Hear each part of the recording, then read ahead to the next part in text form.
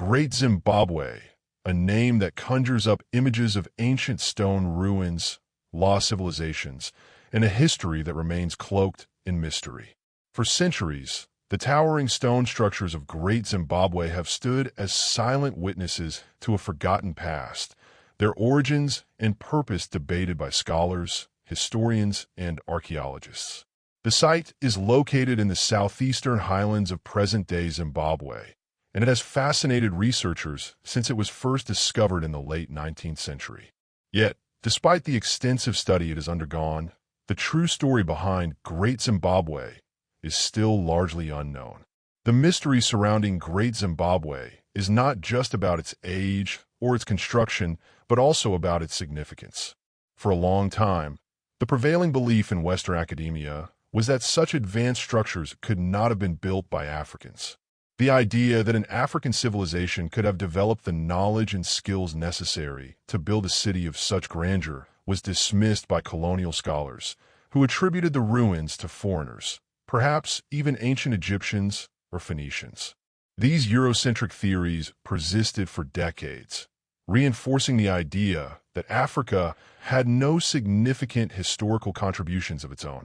However, as scholars delved deeper into the history and archaeology of the region, it became increasingly clear that the site was the work of a sophisticated African civilization, one that flourished long before colonial powers set foot on the continent.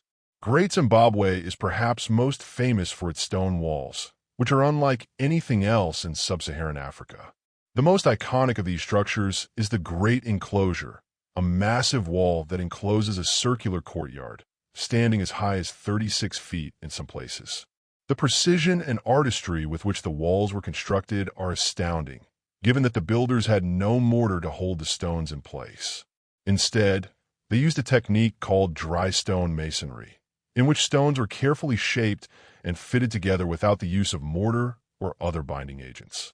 The result is a structure that has stood the test of time, enduring centuries of weathering, earthquakes, and even human intervention. The city itself was once a thriving hub of trade and culture, likely serving as the capital of the Kingdom of Zimbabwe. It is believed to have been inhabited between the 11th and 15th centuries, during a period when the kingdom was at the height of its power. The ruins suggest a highly organized society, with evidence of advanced agricultural practices, metalworking, and trade. Archaeologists have uncovered artifacts from all over Africa and beyond, including gold, copper, and ivory, as well as pottery and tools. The wealth of the city was likely derived from its strategic location along trade routes that linked the Indian Ocean coast with the interior of Africa. It is thought that Great Zimbabwe's rulers controlled the gold trade, and the wealth generated from this trade helped sustain the kingdom for centuries. Yet, despite the wealth and prosperity of Great Zimbabwe, the city was abandoned sometime in the late 15th century, and the reasons for this abandonment remain a subject of intense speculation. Some believe that internal conflict, environmental degradation, or the rise of rival kingdoms may have led to the decline of the city. Others point to the possibility of a shift in trade routes, which could have undermined the economic foundation of the kingdom. Whatever the cause, by the time Europeans arrived in the region in the 16th century, the city was in ruins, and its once thriving population had vanished. For centuries, the true identity of the people who built Great Zimbabwe remained unknown. The absence of written records has made it difficult for historians to piece together a complete picture of the kingdom's rise and fall. However, recent archaeological discoveries have provided valuable insights into the people who inhabited the city. Excavations at the site have revealed evidence of a society that was highly organized and technologically advanced, with complex systems of irrigation, agriculture, and architecture. The discovery of numerous artifacts, including pottery, tools, and jewelry, has provided further evidence of the wealth and sophistication of the people who lived there. The people of Great Zimbabwe were likely part of a larger cultural and linguistic group known as the Shona. The Shona people are still present in Zimbabwe today, and their language and cultural practices bear a strong resemblance to those of the ancient civilization that built Great Zimbabwe. It is believed that the Shona, along with other Bantu-speaking groups, migrated to the region from the north around 1,000 years ago. Over time, they developed a rich culture that was closely tied to the land, with a deep understanding of the environment and natural resources. The Shona were skilled farmers, cultivating crops such as millet, sorghum, and maize, as well as raising cattle, which provided them with food, clothing, and tools. The architectural achievements of Great Zimbabwe are a testament to the advanced knowledge and craftsmanship of the Shona people. The walls of the great enclosure, for example, are made of huge granite blocks that were carefully shaped and fitted together without the use of mortar. The precision of the construction suggests that the builders had a sophisticated understanding of engineering and geometry. The city also featured a complex system of drainage and water management, including reservoirs and channels that collected rainwater for use in agriculture. These innovations were crucial for sustaining the city and its inhabitants, particularly in a region where water was scarce. Despite the significance of Great Zimbabwe, the site remained largely forgotten by the world until the late 19th century, when European explorers and archaeologists began to take an interest in it. The ruins were initially dismissed as the work of foreign invaders, and it was not until the early 20th century that the true origins of the site were recognized. The discovery of Great Zimbabwe was a pivotal moment in African history, as it challenged the prevailing colonial narrative that African civilizations were primitive and unworthy of study. The rediscovery of Great Zimbabwe had profound implications for the understanding of African history. It shattered the myth of Africa as a dark continent devoid of advanced civilizations and highlighted the achievements of African societies that had long been ignored or misunderstood. The site became a symbol of African pride and cultural heritage, serving as a reminder of the continent's rich history and contributions to global civilization. It also sparked renewed interest in the history of other African kingdoms, such as Mali, Ghana, and Aksum, which had similarly been overlooked in mainstream historical narratives. However, the mystery of Great Zimbabwe remains far from solved. Despite the extensive research that has been conducted, many questions about the site remain unanswered. Who were the rulers of Great Zimbabwe, and how did they govern? What role did religion play in the life of the city? How did the kingdom maintain its wealth and power over such a vast area? And perhaps most importantly, what caused the sudden decline of the city? These questions continue to intrigue historians and archaeologists, who are working tirelessly to uncover the secrets of this ancient civilization. What is clear, however, is that Great Zimbabwe was not just a series of stone ruins in the African wilderness. It was a thriving city, the heart of a powerful kingdom that played a pivotal role in the history of Africa. The legacy of Great Zimbabwe lives on, not just in the physical remnants of its architecture, but also in the cultural memory of the people who once called it home. As the mystery of Great Zimbabwe continues to unfold, it serves as a reminder that history is never truly lost. It is only waiting to be discovered again. The allure of Great Zimbabwe is not simply tied to the monumental stone ruins that dominate the landscape, but also to the mystery surrounding its origins and the civilization that once thrived there.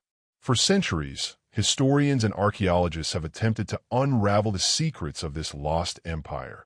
And with each new discovery, the puzzle becomes both more fascinating and more complex. While the mystery of the ruins has captivated the imagination of scholars, the historical context and the debates surrounding their interpretation have often been equally intriguing. When the first Western explorers and missionaries arrived in southern Africa in the 16th and 17th centuries, they encountered a landscape marked by the remnants of ancient cities. These explorers were astounded by the scale and sophistication of the stone structures they found, but their understanding of the ruins was limited by the Eurocentric views of their time. The prevailing belief among colonial scholars was that the intricate stonework of Great Zimbabwe could not have been the work of indigenous African people. Instead, they proposed alternative theories, suggesting that the ruins were the product of a foreign civilization, one that was more advanced than anything indigenous to the African continent. One of the earliest and most prominent theories was that the ruins had been built by the Phoenicians, an ancient Mediterranean civilization known for its maritime skills. According to this theory, the Phoenicians had somehow traveled to southern Africa, establishing trade routes and constructing monumental buildings in what is now Zimbabwe. Others speculated that the ruins might be the remnants of an ancient Egyptian settlement, with the distinctive stonework attributed to the advanced building techniques of the Egyptians. These ideas persisted for years, supported by the fact that the inhabitants of Great Zimbabwe had left behind no written records. Without written history to provide context, the ruins were left open to interpretation, and the European imagination often filled in the blanks with stories of lost civilizations and foreign conquerors. It was not until the late 19th and early 20th centuries that a more informed and thorough examination of the site began. British archaeologist Gertrude Cotton-Thompson played a pivotal role in this re-evaluation of Great Zimbabwe, and her work in the 1920s helped shift the prevailing narrative. Through her excavations, Cotton-Thompson demonstrated that the stone structures were, in fact, the product of an indigenous African civilization, one that had developed sophisticated building techniques and a complex social structure. Her findings were a turning point in the study of Great Zimbabwe, as they provided solid evidence that the ruins were not the work of foreign invaders, but the remains of a powerful African kingdom. As the academic community began to accept the idea that Great Zimbabwe was the creation of local African people, attention shifted to understanding the civilization that had built it.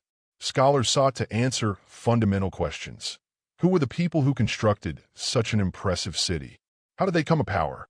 What role did trade play in their prosperity? And why did the kingdom ultimately collapse? One of the key factors in understanding Great Zimbabwe is the recognition that the site was not an isolated phenomenon. It was part of a larger network of African civilizations that spanned the continent, with trade routes linking regions as far apart as Egypt, the Mediterranean, and sub-Saharan Africa. The Kingdom of Zimbabwe was strategically located along these trade routes, which facilitated the flow of goods such as gold, ivory, and copper. It is believed that the rulers of Great Zimbabwe controlled the gold trade, using the wealth generated by this commerce to maintain their power and influence over the region. The kingdom's rise to prominence appears to have been driven in large part by its control over these trade routes. Archaeological evidence suggests that Great Zimbabwe was a center of gold production, with the surrounding region rich in gold deposits. This valuable resource likely played a key role in the kingdom's prosperity, as it was traded with other African kingdoms as well as with traders from the Indian Ocean coast. The kingdom's wealth enabled its rulers to construct monumental buildings like the Great Enclosure, which symbolized both their power and their connection to the gods. Despite the central role of trade in the kingdom's success, Great Zimbabwe was not a purely commercial enterprise. It was also a deeply spiritual society, with religion playing a central role in the lives of its people. The construction of the Great Enclosure, for example, may have had religious significance, with its circular shape symbolizing the unity of the spiritual and earthly realms. The people of Great Zimbabwe are believed to have worshipped a variety of deities, many of whom were associated with the natural world. The sacred hill, which lies at the center of the ruins, is thought to have been a place of ritual and ceremony, where the king or chief would commune with the gods to ensure the prosperity of the kingdom. The society of Great Zimbabwe was highly organized, with evidence of a hierarchical political system and a complex economy. The rulers of the kingdom, who were likely descended from a line of powerful chiefs, controlled not only the gold trade, but also the agricultural production in the region. The economy of Great Zimbabwe was based on a combination of agriculture, cattle herding, and mining, with the latter providing the wealth that enabled the kingdom to flourish. The wealth of the kingdom, however, was not evenly distributed. Archaeological excavations have revealed that the elite of Great Zimbabwe lived in relative luxury, with fine pottery, jewelry, and other artifacts suggesting that they enjoyed a high standard of living. In contrast, the common people, who made up the majority of the population, lived in more modest conditions, with smaller dwellings and simpler possessions. The kingdom of Great Zimbabwe reached its peak in the 14th century, but by the 15th century, it had begun to decline. The reasons for this decline are still a subject of debate among historians. Some scholars point to environmental factors, such as soil depletion or changes in climate, as contributing to the collapse of the kingdom. Others argue that internal political conflict, combined with external pressures from rival kingdoms, may have played a role. Regardless of the exact cause, the decline of Great Zimbabwe was gradual, and by the time European explorers arrived in the region in the 16th century, the kingdom had already fallen into ruin. One of the most significant challenges in studying Great Zimbabwe is the lack of written records. The people of Great Zimbabwe did not leave behind any form of written language, and as a result, much of what we know about the civilization is based on archaeological evidence and oral traditions. This lack of written history has made it difficult for scholars to construct a complete picture of the kingdom's rise and fall. However, recent studies of the oral traditions of the Shona people, who are the descendants of the people of Great Zimbabwe, have provided valuable insights into the history and culture of the kingdom. Despite the challenges in interpreting the past, the study of Great Zimbabwe has had profound implications for the understanding of African history. The ruins of Great Zimbabwe stand as a testament to the achievements of an African civilization that flourished long before the arrival of European colonizers. The site challenges the long-held belief that African civilizations were primitive and incapable of producing advanced architecture and technology. It also serves as a powerful symbol of Africa's rich cultural heritage and its contributions to world history.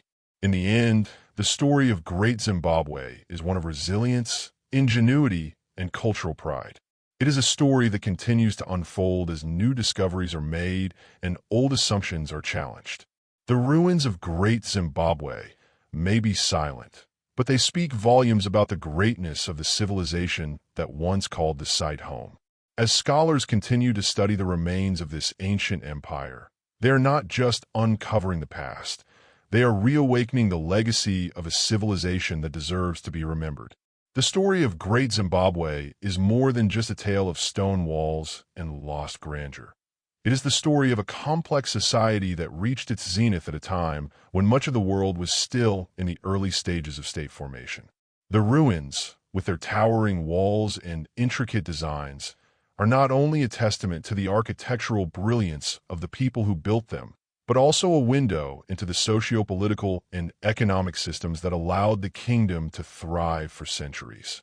To understand the rise of Great Zimbabwe, it is essential to delve into the broader context of its surroundings, both the physical landscape and the cultural, political, and economic forces at play in southern Africa at the time. Great Zimbabwe was not an isolated entity, but part of a larger web of interconnected kingdoms, cultures, and trade networks that span much of sub-Saharan Africa. Its strategic location at the crossroads of several major trade routes placed it in an enviable position to control the flow of goods between the interior of Africa and the Indian Ocean coast. The kingdom's wealth was largely derived from its control over these trade routes, which facilitated the exchange of valuable commodities such as gold, ivory, and copper, as well as other goods like animal hides and agricultural products. The trade in gold, in particular, played a central role in the kingdom's prosperity.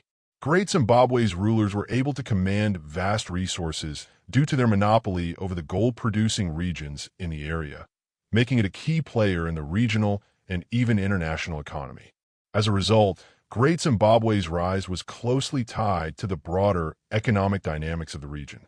The kingdom was situated in an area rich in natural resources, from the fertile lands that supported agriculture to the precious metals that fueled trade. The people of Great Zimbabwe were skilled farmers and cattle herders, and their knowledge of the land allowed them to sustain a growing population. The agricultural practices of the time included the cultivation of crops such as millet, sorghum, and maize, as well as the raising of cattle, which played a central role in the social and economic life of the kingdom. Cattle were not only an important source of food and material wealth, but also served as a form of social currency, symbolizing status and power within the society. The kingdom's wealth and power were also deeply intertwined with its control over the gold trade. Gold was the most valuable commodity in the region, and the rulers of Great Zimbabwe were able to extract it from the nearby gold fields. The kingdom's dominance in the gold trade made it a vital economic hub, and its influence extended far beyond the borders of present-day Zimbabwe. The kingdom's wealth allowed it to maintain a high standard of living for the elite, who lived in opulence, with access to imported goods such as porcelain, beads, and other luxury items.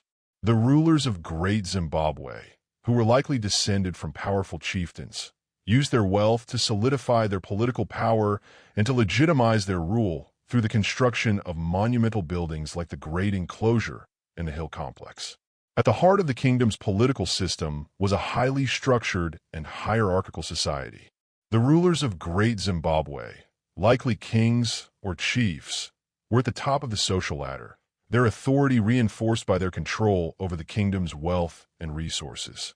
Below them were the elites, wealthy merchants, warriors, and priests, who played key roles in maintaining the stability and prosperity of the kingdom.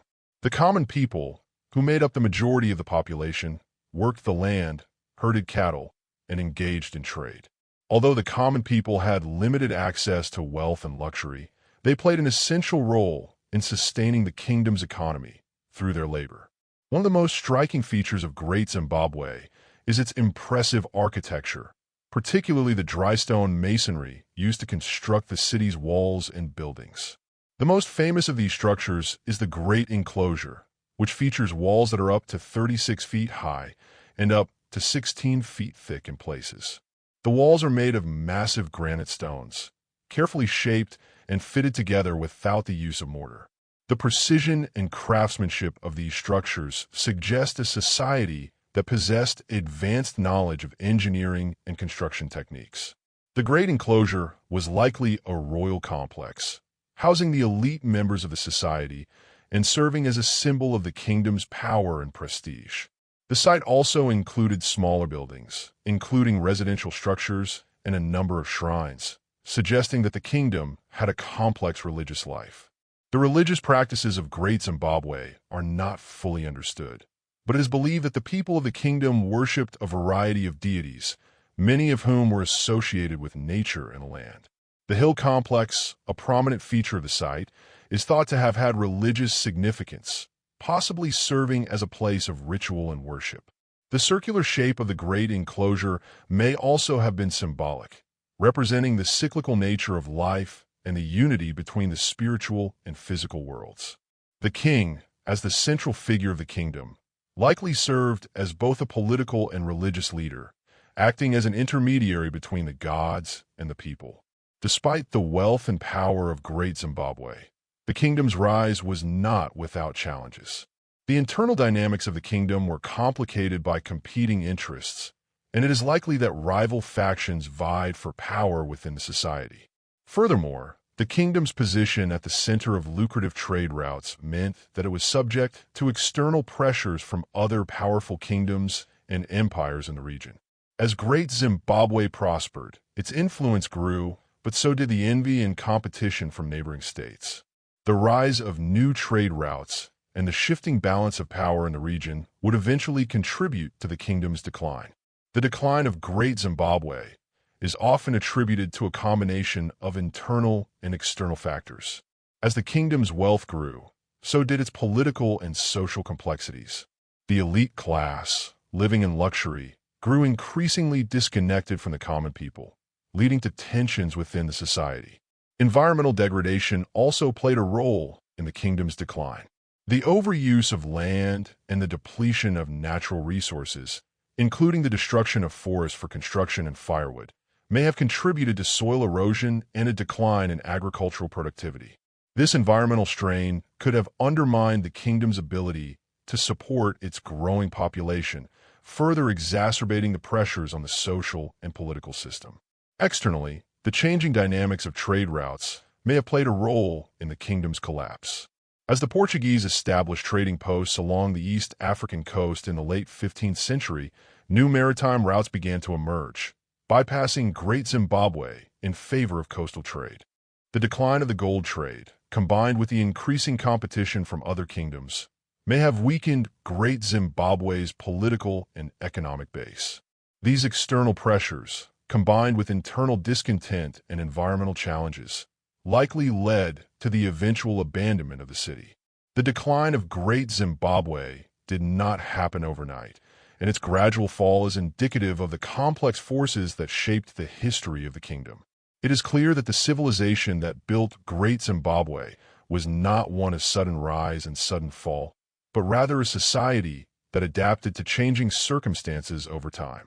While the exact reasons for the kingdom's decline remain unclear, it is evident that Great Zimbabwe was a powerful force in its time, and its legacy continues to influence the history of southern Africa.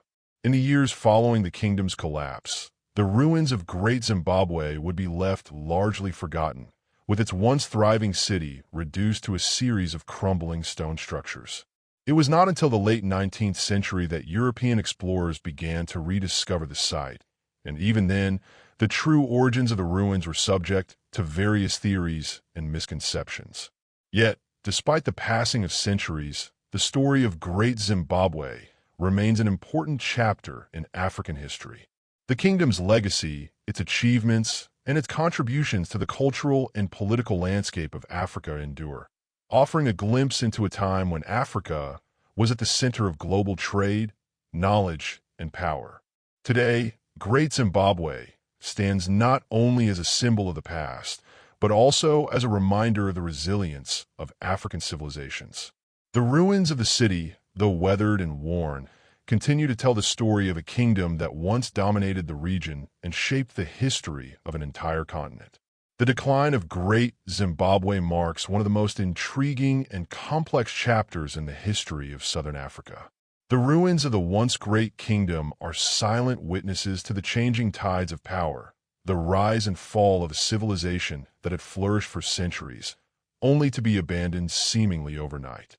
For a long time, historians have grappled with the reasons behind the collapse of this powerful empire, but the answers remain elusive. A multitude of factors, economic, environmental, social, and political, contributed to the gradual unraveling of what had once been one of Africa's most sophisticated societies. As Great Zimbabwe reached the height of its power in the 14th century, its dominance over trade routes and its control of gold mining allowed it to accumulate vast wealth.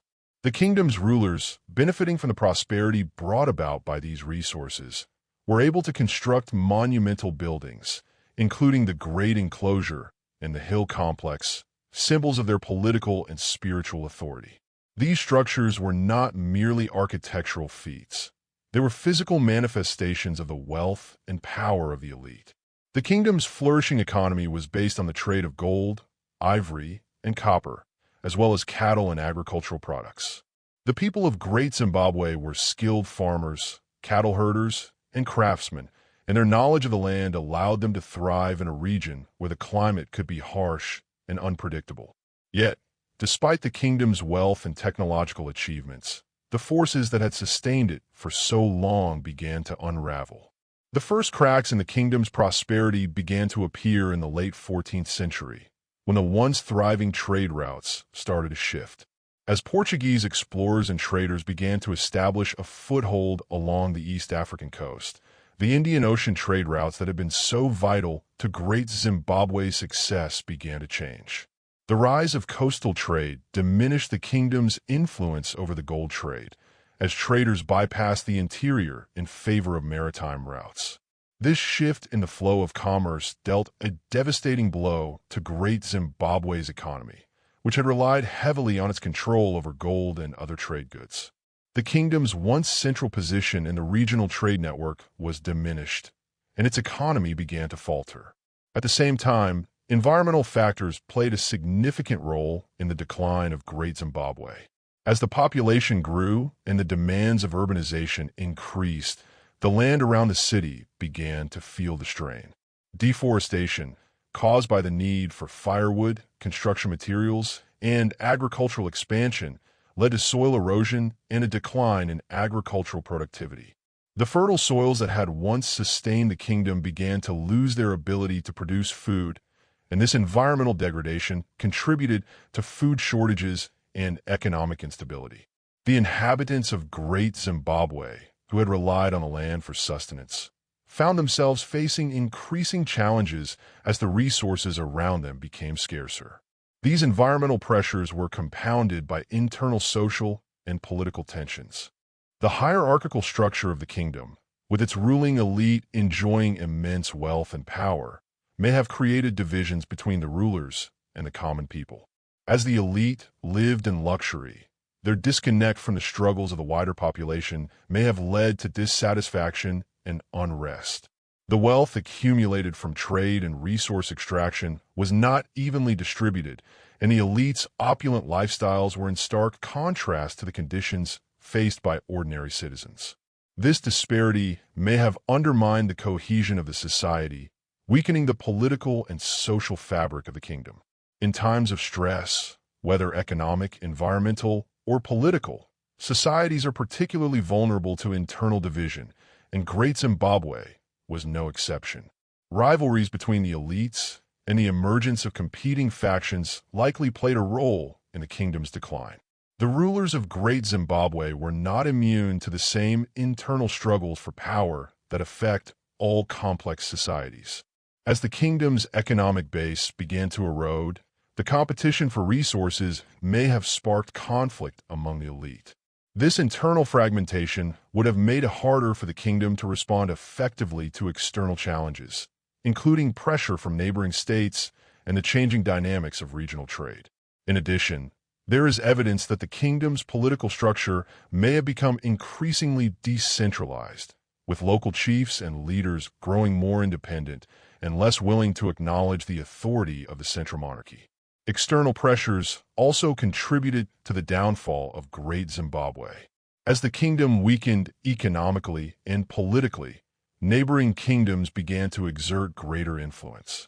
The rise of the Matapa kingdom to the north, for example, may have been one factor that contributed to the decline of Great Zimbabwe.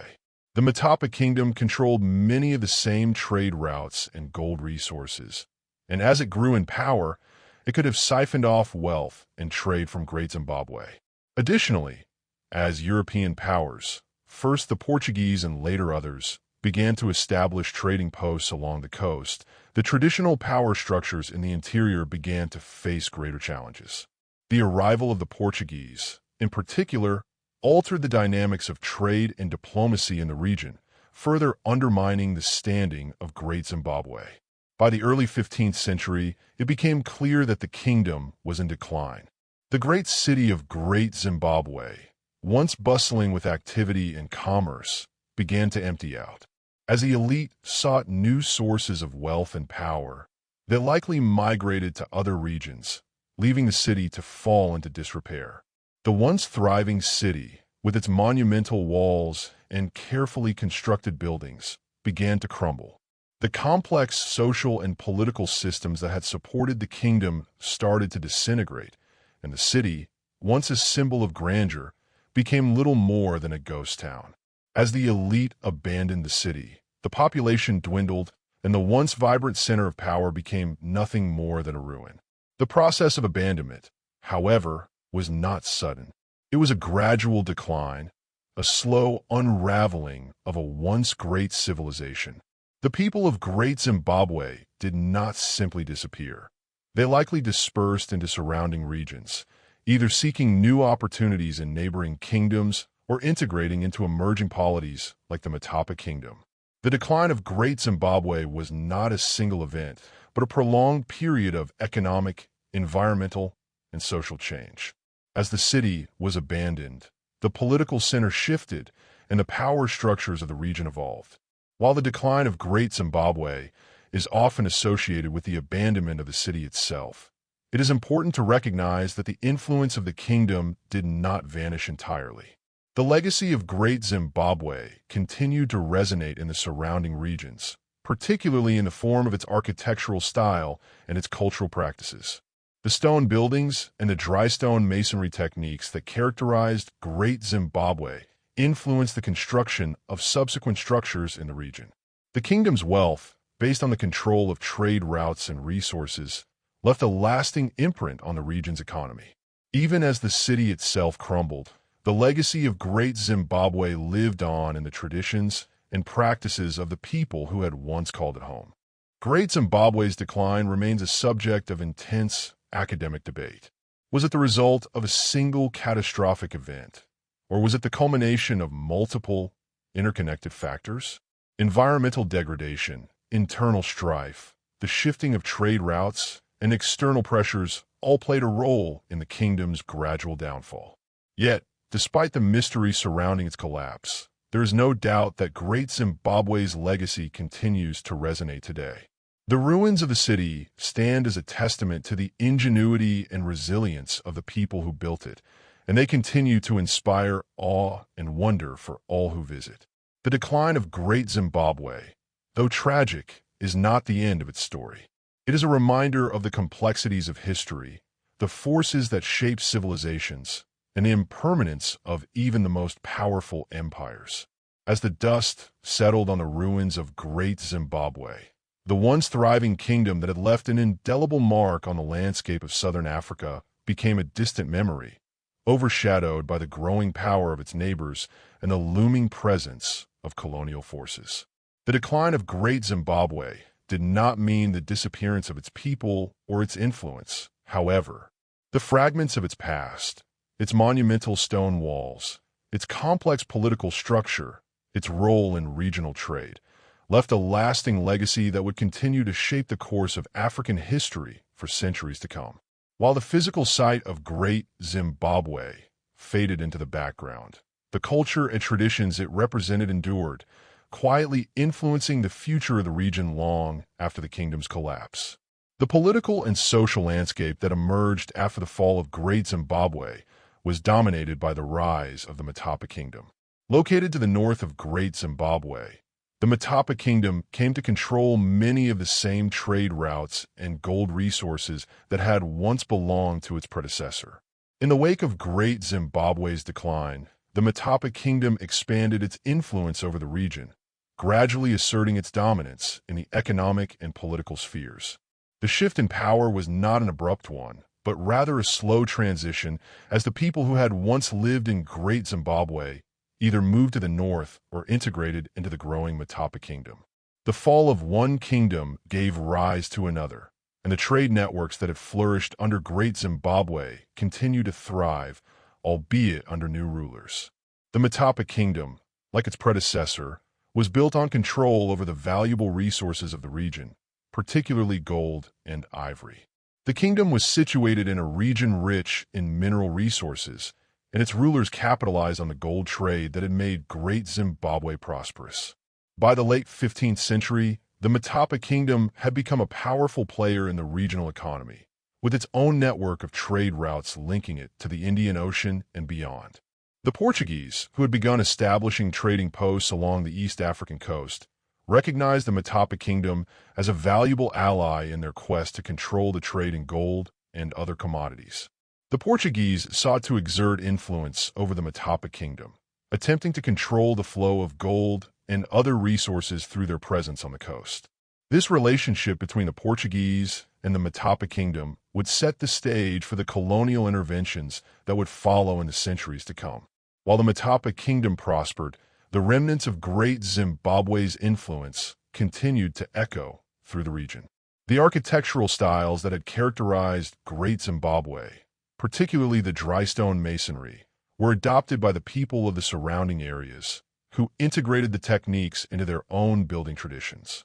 The style of construction that had defined Great Zimbabwe was not lost, but rather adapted and transformed as it spread throughout the region. The stone ruins of Great Zimbabwe, though abandoned, left behind a legacy that transcended the boundaries of the kingdom itself. The craftsmanship and engineering skills that had made Great Zimbabwe such an architectural marvel were passed down to future generations, influencing the design of buildings and cities throughout the region. In addition to its architectural influence, the culture of Great Zimbabwe also left a lasting impact on the people of southern Africa.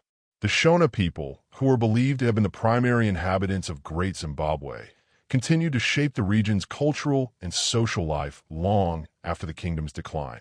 The Shona language, which is still spoken by millions of people today, retained many elements of the ancient civilization's language and oral traditions. The people who once lived in Great Zimbabwe were not simply erased by the kingdom's fall. Instead, they became part of a broader cultural narrative that spanned generations and transcended political boundaries. The collapse of Great Zimbabwe did not lead to the disappearance of its culture, but to its integration into the broader tapestry of African history. The historical legacy of Great Zimbabwe would also continue to resonate in the academic and intellectual spheres. For centuries, the ruins of Great Zimbabwe were seen as little more than a curiosity, a mysterious site whose origins were the subject of speculation and debate. Early European explorers and colonialists, unable to comprehend the complexity of African civilizations, often dismissed the idea that the ruins could be the work of indigenous peoples. Instead, they promoted theories that attributed the ruins to foreign civilizations, such as the Phoenicians or the Egyptians. These ideas, rooted in colonial prejudice, persisted for much of the 19th and early 20th centuries. However, as more rigorous archaeological work was carried out at the site, the true nature of Great Zimbabwe began to emerge. One of the key figures in the modern understanding of Great Zimbabwe was the British archaeologist Gertrude Cotton-Thompson. In the 1920s, Cotton-Thompson conducted excavations at Great Zimbabwe, and her work was instrumental in debunking the colonial myths that had surrounded the site. Through her research, she demonstrated that the ruins were indeed the product of an indigenous African civilization. Her findings were groundbreaking, not only because they provided a clearer understanding of the site's origins, but also because they challenged the prevailing view of Africa as a land without complex civilizations. Cotton-Thompson's work helped to shift the academic conversation surrounding Great Zimbabwe, and her efforts paved the way for further research into the history of African civilizations. While the academic community began to embrace a more nuanced understanding of Great Zimbabwe, the site itself continued to be a source of national pride for the people of Zimbabwe. The ruins of Great Zimbabwe, which had long been associated with colonial oppression and exoticism, were reclaimed as symbols of African identity and cultural heritage. The history of Great Zimbabwe became a powerful tool for asserting the legitimacy of African civilizations and challenging the narrative of European superiority that had dominated colonial discourse. In the post-colonial era, the ruins of Great Zimbabwe became a symbol of resistance against colonialism and a reminder of Africa's rich history and cultural achievements. In the 20th and 21st centuries, Great Zimbabwe has become a focal point for the study of African history and archaeology. The site has attracted scholars from around the world, eager to learn more about the ancient civilization that built it. Excavations have uncovered a wealth of artifacts, including pottery, tools, and jewelry, which offer further insights into the daily lives of the people who once inhabited the city.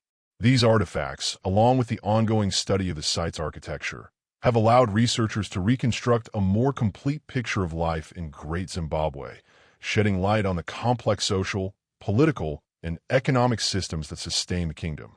The significance of Great Zimbabwe, however, goes beyond the academic realm. The site remains an important part of Zimbabwe's national identity, and it is a key symbol of the country's pre-colonial history. Great Zimbabwe's legacy is embedded in the collective memory of the people of Zimbabwe, who view the ruins as a testament to their ancestors' achievements and a reminder of their country's ancient cultural heritage. The site has also become a source of pride for Zimbabweans, who see it as a symbol of resistance against colonial domination and a powerful expression of African identity. The ruins of Great Zimbabwe continue to inspire awe and fascination, drawing visitors from around the world who come to witness the remnants of this once great civilization. The great enclosure, with its towering walls and intricate design, stands as a testament to the architectural genius of the people who built it. The hill complex, with its ceremonial significance, offers a glimpse into the spiritual life of the kingdom. The remnants of the city, though weathered and eroded by time, still evoke a sense of grandeur and majesty. As one of the most important archaeological sites in Africa, Great Zimbabwe remains a symbol of Africa's rich history and its enduring cultural legacy. Despite the passage of time, the story of Great Zimbabwe is far from over. The site continues to yield new discoveries, and scholars continue to debate the reasons for the kingdom's decline and its lasting impact on the region. As we reflect on the history of Great Zimbabwe, we are reminded that the legacy of this ancient civilization is not just confined to the past.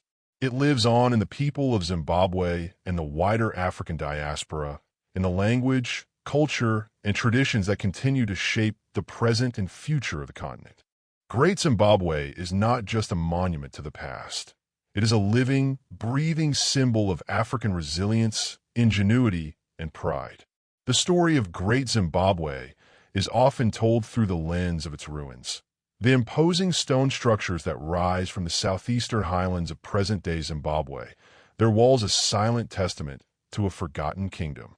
Yet, to understand the true significance of this civilization, we must look beyond the walls and the artifacts. Great Zimbabwe was not just a city of stone. It was a society defined by its people, their culture, their belief systems, and their connections to the broader African world.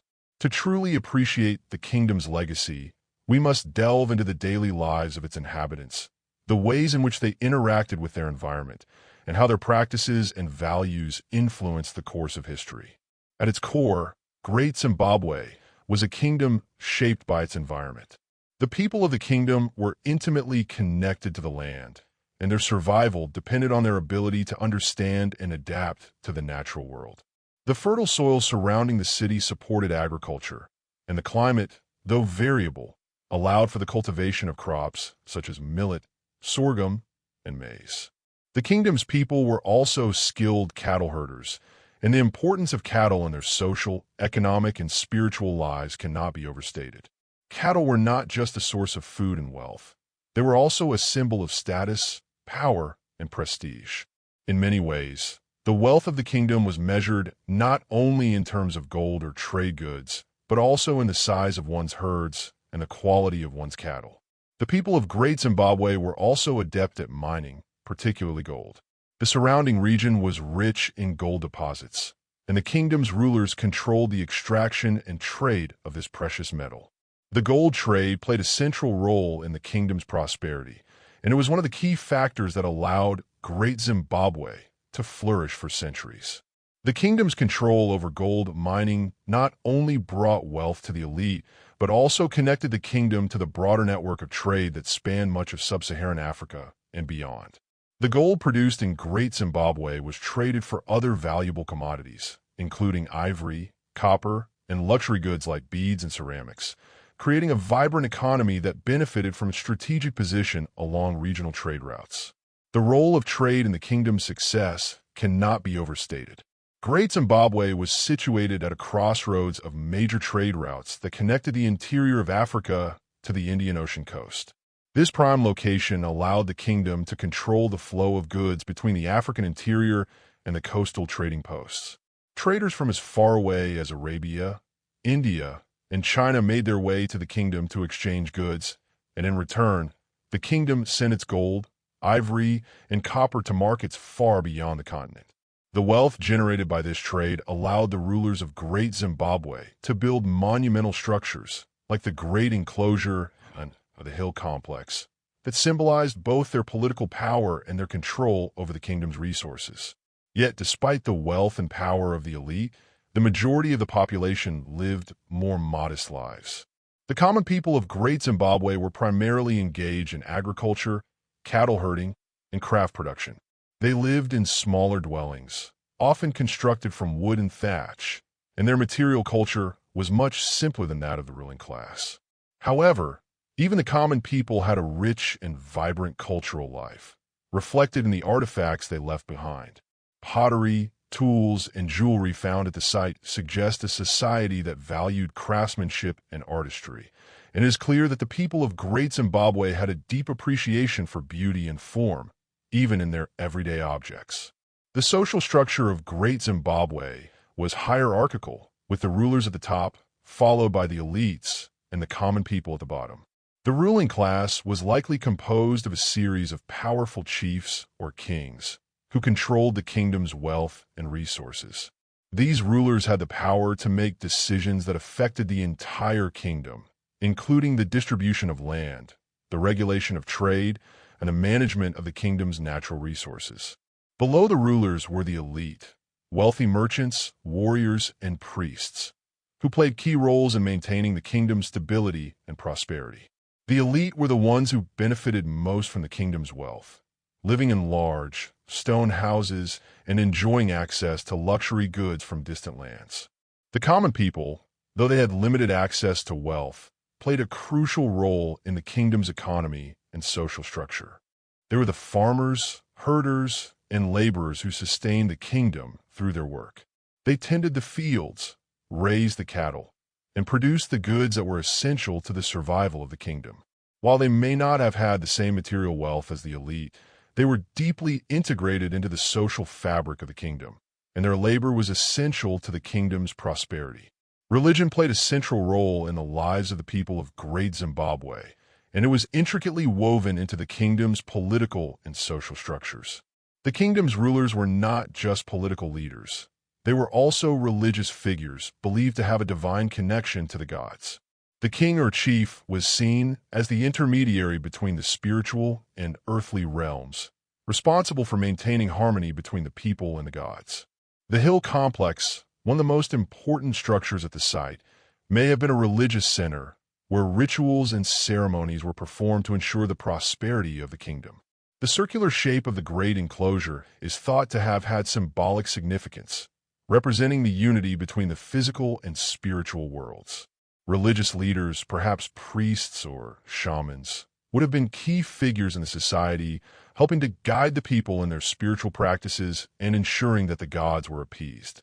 The role of women in the society of Great Zimbabwe is not fully understood, but it is likely that they played important roles in both the economic and religious spheres.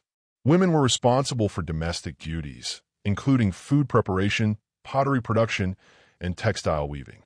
They may have also had roles in agriculture, especially in the cultivation of crops like millet and sorghum. In some African societies, women were also involved in the spiritual life of the community, acting as intermediaries between the people and the gods. The evidence of women's roles in Great Zimbabwe remains elusive, but it is clear that they were an integral part of the kingdom's social and economic fabric. Despite the wealth and sophistication of Great Zimbabwe, the kingdom's prosperity did not last forever. As the 15th century progressed, the kingdom began to experience signs of decline. Internal divisions, perhaps exacerbated by the growing inequality between the elite and the common people, may have weakened the kingdom's social cohesion.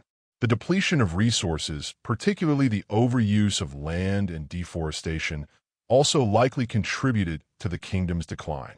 As the soil became less fertile and the kingdom's ability to produce food diminished, the once thriving city began to lose its luster. The shifting of trade routes, as Portuguese influence began to spread along the East African coast, further undermined the kingdom's economic base, as coastal trade routes became more important than those that passed through the interior. By the time the kingdom collapsed, Great Zimbabwe had already begun to fade from the memory of its people. The city, once a vibrant center of trade, culture, and power, was abandoned, and its grand structures were left to crumble. However, the legacy of Great Zimbabwe did not disappear entirely. The people of the kingdom dispersed, some moving to the north, where they joined the Matapa Kingdom, and others settling in the surrounding areas. Though the city of Great Zimbabwe was no longer inhabited, the cultural practices, religious beliefs, and architectural techniques of the kingdom lived on through its people, influencing the development of subsequent societies in the region. The story of Great Zimbabwe, with all its complexities and contradictions, is one of resilience, innovation, and adaptation.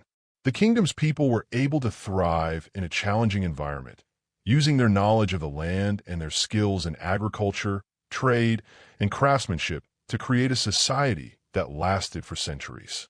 Yet, like all great civilizations, Great Zimbabwe eventually succumbed to a combination of internal and external pressures. Despite its fall, the kingdom's legacy endures, not only in the ruins that remain, but in the cultural and social influences that continue to shape the region today. The story of Great Zimbabwe is a reminder that even the greatest civilizations can decline, but their contributions to history and culture can last far longer than the walls they leave behind. The fall of Great Zimbabwe left behind a void in southern Africa, but the legacy of the kingdom was far from forgotten. As the kingdom faded, its influence continued to reverberate through the centuries, shaping the political, social, and cultural landscape of the region. The ruins, though abandoned, remained a symbol of power and sophistication, their towering walls and intricate masonry standing as reminders of civilization that had once ruled the land. Yet, it was not just the physical remnants of Great Zimbabwe that endured. Its impact on the region's history, culture, and identity continued to unfold as new kingdoms rose, European powers arrived, and a modern nation of Zimbabwe emerged. The period following the decline of Great Zimbabwe saw the rise of several important kingdoms in the region, with the Matapa Kingdom at the forefront. The Matapa Kingdom, located to the north of Great Zimbabwe, controlled many of the same gold-producing regions and trade routes that had once been integral to the prosperity of Great Zimbabwe. The decline of the latter did not lead to the collapse of the trade networks that had sustained it. Rather, the Matapa Kingdom took up the mantle, expanding its influence and control over the trade of gold, ivory, and other commodities. By the 15th century, the Matapa Kingdom had become one of the most powerful states in southern Africa. Like Great Zimbabwe, it flourished through its control over the gold trade, and its rulers became key players in the regional and international economy. The Portuguese, who had begun establishing a presence along the East African coast in the late 15th century, sought to forge alliances with the Matapa Kingdom. They saw in the kingdom a valuable partner in their quest to dominate the trade routes and gain access to the gold resources of the interior. While the Portuguese were keen to exploit the Matapa Kingdom's resources, the kingdom's rulers were equally interested in leveraging European technology and expertise to enhance their power.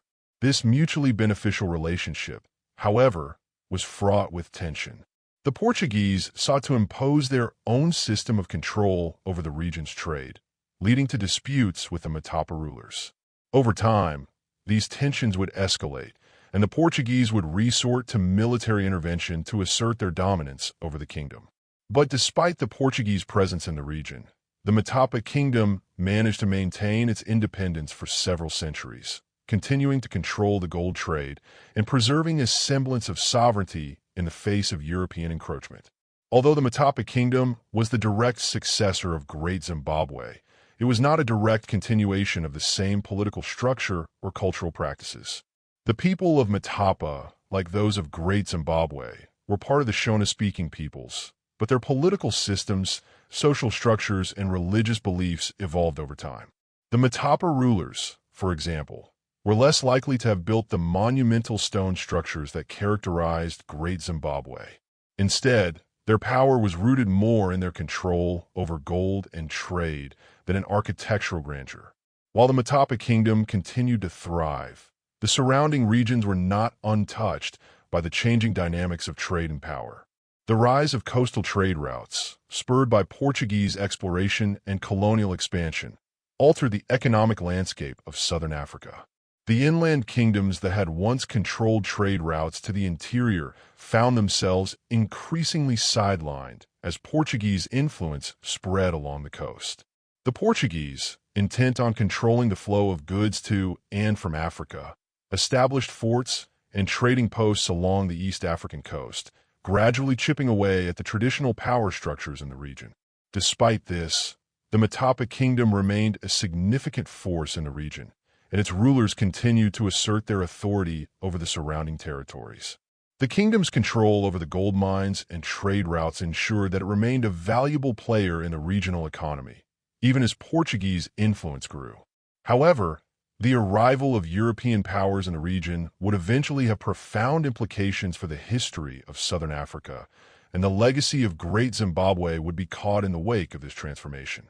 As the Portuguese and later the British expanded their colonial ambitions in Africa, the African kingdoms of the interior were increasingly marginalized. The European powers viewed the region's resources as a commodity to be exploited, and the kingdoms that had once thrived through their control of trade were now seen as obstacles to European economic and political domination. The legacy of Great Zimbabwe, with its ancient stone structures and its rich cultural history, was overshadowed by the colonial expansion that sought to impose European values and systems on the African continent. The legacy of Great Zimbabwe would also become a focal point for the colonial narrative. European explorers, eager to claim the ruins of the ancient city as evidence of non-African civilizations, sought to distance the kingdom from its African origins. The idea that the ruins of Great Zimbabwe could have been built by indigenous African people was anathema to colonial attitudes, which held that African societies were primitive and incapable of achieving such monumental feats of architecture. Early European scholars and explorers speculated that the ruins were the work of Phoenicians, Egyptians, or even lost civilizations, ascribing the grandeur of the site to foreign influence rather than recognizing it as a testament to the ingenuity of the people of Great Zimbabwe. It was not until the early 20th century that the true origins of the ruins were more definitively understood. Archaeologists like Gertrude Cotton-Thompson conducted excavations at the site and provided compelling evidence that Great Zimbabwe was, indeed, the product of an indigenous African civilization. Her work was instrumental in dispelling the colonial myths surrounding the site and reaffirming the significance of Great Zimbabwe as a center of African history and culture. Cotton-Thompson's findings helped to shift the discourse around African civilizations, challenging the idea that Africa had no history of advanced societies and contributing to the broader movement toward the reclamation of African heritage in the face of colonial domination. As the 20th century progressed, the political landscape of Southern Africa changed dramatically. The rise of nationalist movements and the eventual liberation of African nations from colonial rule marked a new chapter in the region's history. Zimbabwe, which had been under British colonial control as Southern Rhodesia, gained independence in 1980, and the ruins of Great Zimbabwe became an important symbol of the country's heritage. The ancient city, which had once been a symbol of colonial mystery and exoticism, was now a symbol of African identity and pride. The newly independent nation of Zimbabwe, led by Robert Mugabe and the Zimbabwe African National Union, ZANU, sought to reclaim its historical narrative, and Great Zimbabwe played a key role in this process. The ruins of the ancient city were incorporated into the national consciousness as a reminder of the country's pre-colonial past and the achievements of its ancestors. Great Zimbabwe was designated a UNESCO World Heritage Site in 1986, cementing its status as a symbol of African civilization and cultural resilience. The legacy of Great Zimbabwe, however, extends beyond its role in the political and national identity of Zimbabwe. The site is also a powerful symbol for the broader African diaspora, representing the continuity of African culture, history, and traditions in the face of centuries of colonialism and exploitation. The ruins, with their majestic stone walls and their intricate architecture, serve as a reminder that Africa has a long and complex history of advanced civilizations that existed long before the arrival of Europeans on the continent.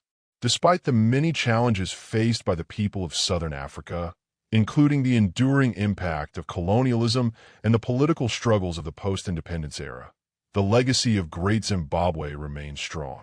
The ruins continue to inspire awe and fascination among visitors from around the world, and the story of the kingdom's rise, peak, and eventual decline continues to be a subject of scholarly inquiry.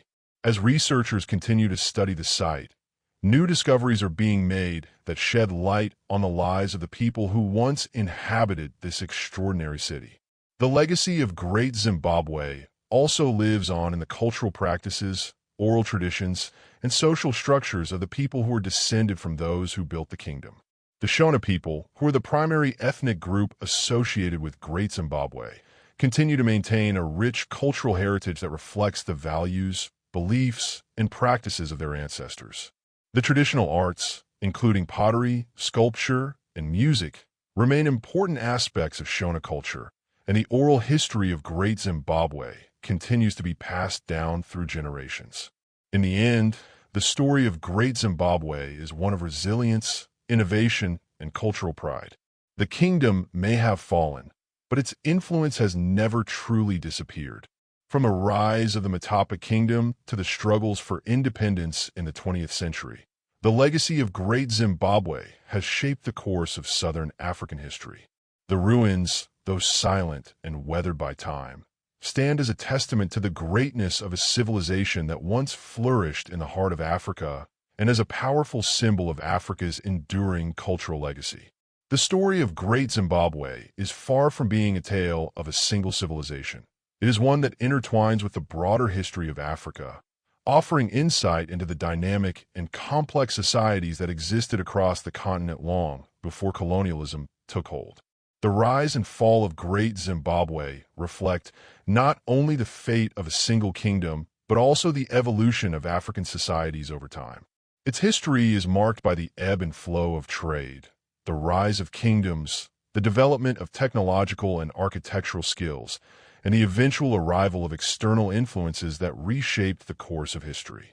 While Great Zimbabwe's decline in the 15th century was a critical turning point, it did not mark the end of African greatness. Instead, it set the stage for the development of new political structures and the further evolution of African civilization. Even as the once great stone city fell into ruin, the kingdom's cultural and historical influence continued to ripple outward. The collapse of Great Zimbabwe was a gradual process, one that played out over decades, and its impact was felt by the kingdoms and peoples that succeeded it. As time went on, other states and polities emerged in its place, drawing on the lessons and legacies of the earlier civilization while forging their own identities in a changing world. One of the key factors that played a role in the decline of Great Zimbabwe was the gradual shift in trade dynamics. The kingdom had thrived because of its control over the interior trade routes, particularly those that transported gold from the rich mining areas of the region to coastal markets. However, by the 15th century, new trade routes began to emerge, and European powers, notably the Portuguese, began to establish coastal trading posts that disrupted the flow of goods into the interior. The Portuguese focused on establishing a direct maritime route for trade, bypassing the inland routes that had been vital to Great Zimbabwe's economy. The shift in trade patterns had a profound effect on Great Zimbabwe's power. As the flow of wealth into the kingdom slowed, so did its ability to sustain its political structure and monumental construction projects. In addition to the changes in trade, the environmental impact on the kingdom cannot be underestimated. The people of Great Zimbabwe had long relied on their agricultural practices, which included the cultivation of crops such as millet, sorghum, and maize, as well as cattle herding.